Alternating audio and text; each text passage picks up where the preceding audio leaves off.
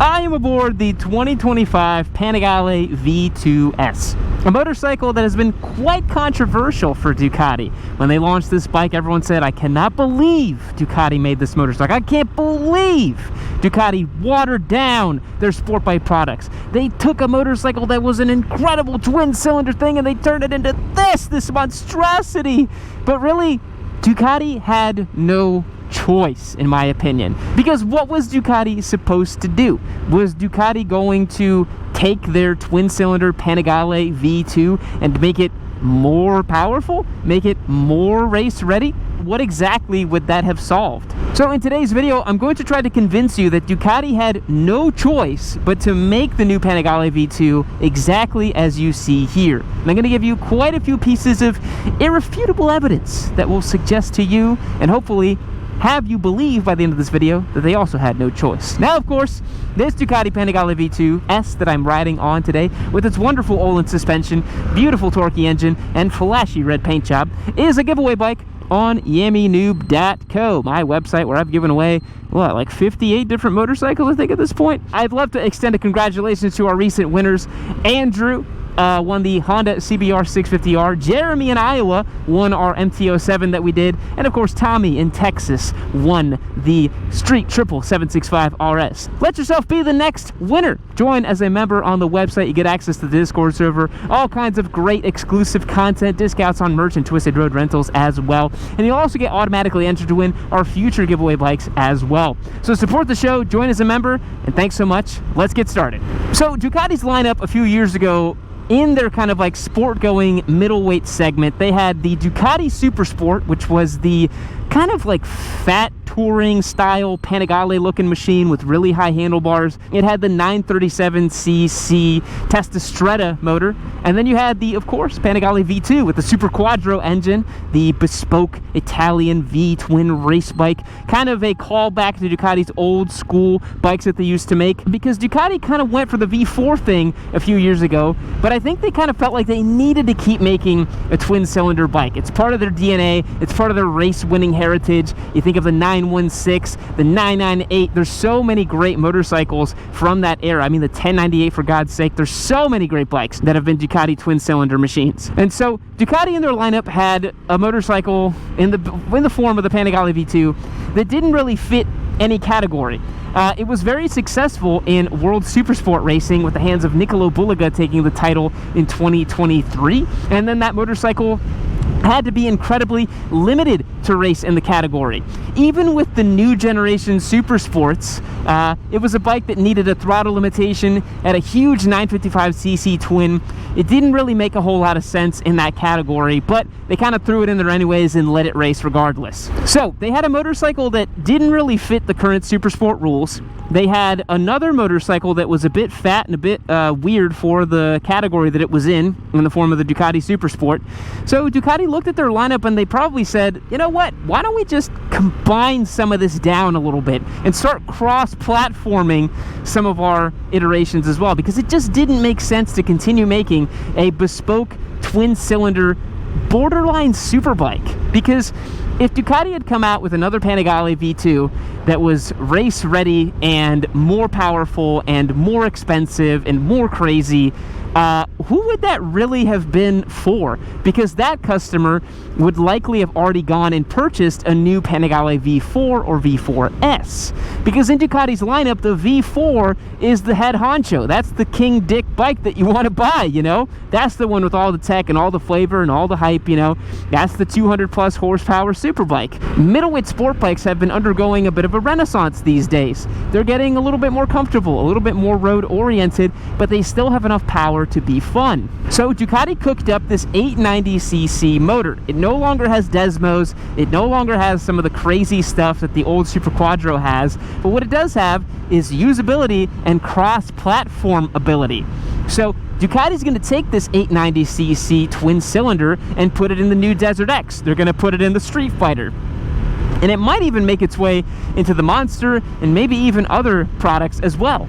Ducati's phasing out their 937cc Testastretta in favor of this new 890cc mill. It's more fuel efficient, it makes better torque, it has characteristics that lends itself to be utilized in a wide variety of motorcycles. Consequently, the Panigale V2 also became more comfortable and easier to ride. Instead of making a more aggressive, more powerful motorcycle, Ducati thought, well, why don't we make the bike lighter, easier to ride, and most important of all, at a lower price point. Now, of course, Ducati is a premium brand. They're always going to sell motorcycles at a slightly elevated price point than the other brands on the motorcycling market. But the big difference is that Ducati really didn't need to create a super expensive twin-cylinder bike, because the people who have the pocketbooks are already going to go and buy Panigale V4s and Multistrada V4s. So, in order to create new customers, people that maybe didn't think about getting a Panigale, you had to lower the price a little bit.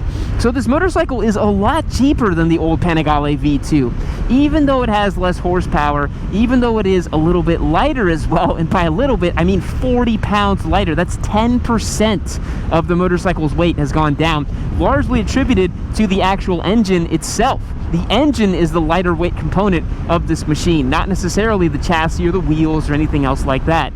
And to be honest, you really are getting a better motorcycle than you used to. This motorcycle is easier to ride on road, it's nicer to ride on road, and in all honesty, in the vast majority of track day warriors and even amateur racers, it's just as fast on track too.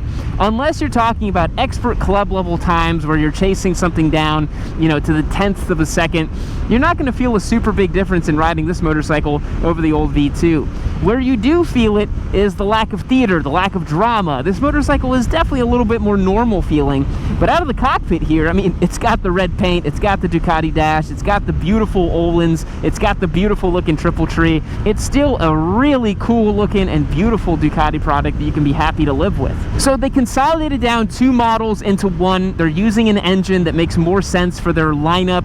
You're getting a motorcycle that's lighter weight, cheaper. It's also coming equipped with more sophisticated technology than the old V2 came with. This has all of the latest Ducati electronics and rider suites, the new quick shifter system, way better fueling, and way better clutch engagement as well. Something that purists and apologists for old motorcycles don't like to admit is that new motorcycles are a lot better than old motorcycles. They're a lot better. I have actually had the awesome privilege of owning the old Panigale V2. I've ridden the old Ducati 1098. I own that bike as part of the giveaway as well. I've had the pleasure of riding several mid-2000s sport bikes. We had a K5 Gixxer that we gave away. We've done plenty of content on some of the older Japanese inline 4s, and I swear, in all honesty, these new bikes are legitimately so much better than the old ones. They handle better, they feel better, they have better fueling, they have better fuel efficiency.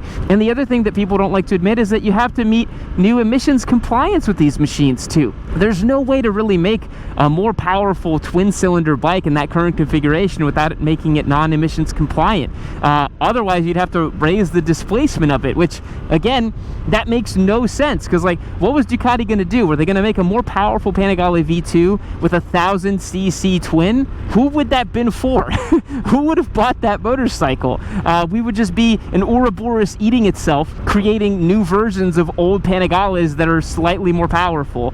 That doesn't make a lot of sense. The genesis of all of this really came from when Ducati went V4. Once Ducati decided that the flagship Panigale was going to be a V4 product, the doors were basically blown wide open of what they could do in their lower category of bikes. You started seeing them create the Testastretta, this new 890cc motor. There's a lot to think about with this new engine with Ducati, and they had to start putting it in a lot of different bikes. And I mean, we're going to go ahead and flick it a little bit here, because guess what? This bike's still plenty powerful. Look at this.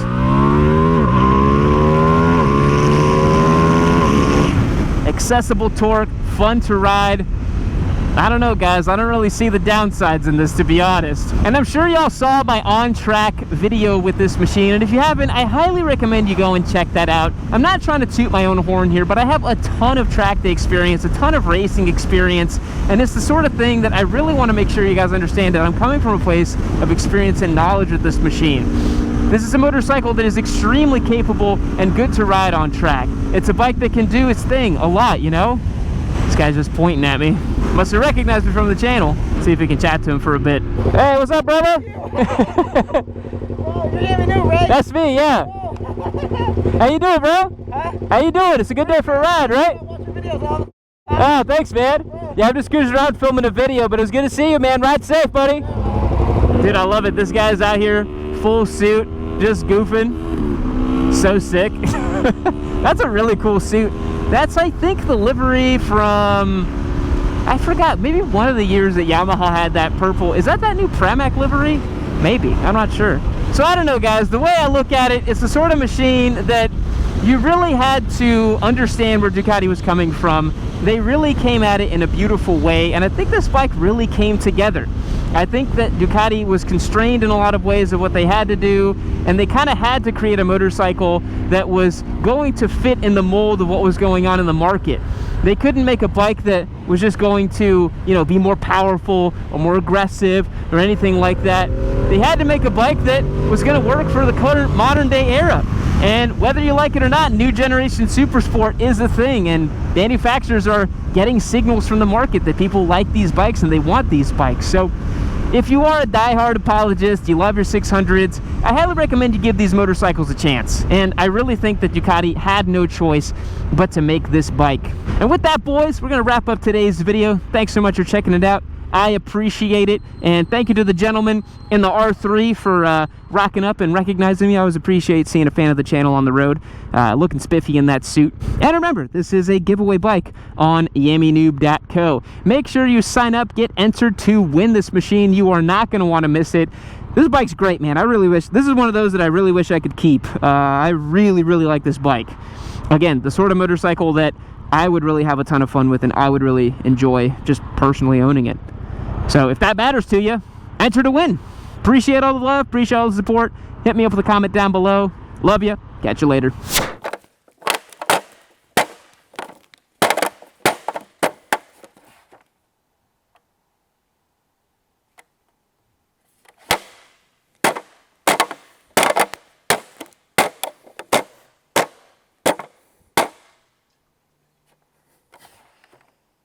Keep watching Yami Noob.